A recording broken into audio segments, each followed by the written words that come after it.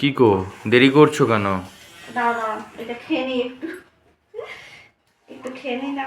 জানো তো, আজ অনেক দিন পরে আমরা আজকে বাজার করতে গেছিলাম। আমরা বলতে আমি আর শঙ্খ। আর ওই বাজারে যাওয়ার আগেই আমি একটু দইয়ের শরবত বানিয়ে নিচ্ছিলাম, তার কারণ ওরা সবাই মিলে চা খেয়েছে।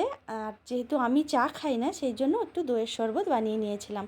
তারপরে এই দুটো ঘড়ি দেখছো, এই দুটো ঘড়ি হাতের মাপে করা হয়নি, প্রায় 1 বছর আগে কিনে দিয়েছিল শখ করে।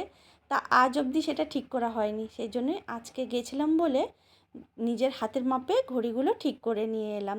তো ওখানে গিয়েই না, আমি প্রত্যেকবার ওই দোকানটাতে গিয়ে আমার অনেক কিছু জিনিস পছন্দ হয়, ঠিক আছে, সেই জন্য আমি দোকানে যেতেই চাই না। সেজন্যই হয়তো 1 বছর ধরে আনার পরেও পড়ে আছে।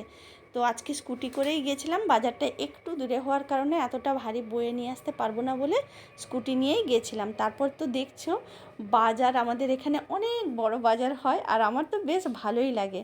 তবে অনেক দিন বাজারে যাওয়া হয়নি বলে দাম সম্পর্কে আমার একদম ধারণা ছিল না, তার মধ্যেই যা নেওয়ার নিয়ে ফেলেছি।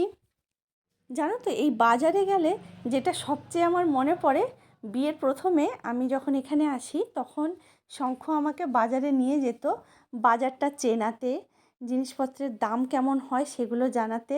এবার আমি না প্রথম প্রথম গিয়ে আমার কিছুই ভালো লাগতো না, কেন, মানে জাস্ট ভালো লাগতো না। তো তারপর তো মানে মাঝখানে আমি বাজার করতাম, অনেক দিন হয়ে গেল বাজার করিনি। তারপর আজ অনেক দিন পরে ওর সঙ্গে গেলাম। হ্যাঁ, এই কুমড়ো ফুল, উফ, আমাদের ওখানে কুমড়ো ফুল ঘরে ঘরে হতো, আর এইখানে 5টা ফুল আছে, তার দাম 10 টাকা নিয়েছে। আমি তো জাস্ট অবাক হয়ে গেছি, কিন্তু কি করা যাবে, বছরে একবার খেতে হয়, তাই গেছি। আর এই তারপরে চলে গেছিলাম মাছ বাজার করতে। আর এই মাছ বাজারে ঢুকতে আমার সবচেয়ে বেশি কষ্টকর, কারণ মাছের একটা গন্ধ থাকে, আর তারপর সেই মাছের যে জলগুলো ছেটায় না, সেগুলো আমাদের গায়ে এসে পড়ে, আমার খুব বিরক্তকর লাগে। সেই জন্যই আমি মাছটা ও নিয়ে নেওয়ার পরে আমি বললাম, তুমি কেটে নিয়ে বাইরে এসো, আমি বাইরেই দাঁড়িয়েছি, আমার জাস্ট ভালো লাগছে না এখানে। আর একেই তো অত গন্ধ, তারপরে এত লোক, আমার জাস্ট মাথা খারাপ হয়ে যায়। তো সে কারণে আমি বেরিয়ে এসেছিলাম প্রথমে, তারপর আমরা স্কুটির কাছে চলে গেছিলাম।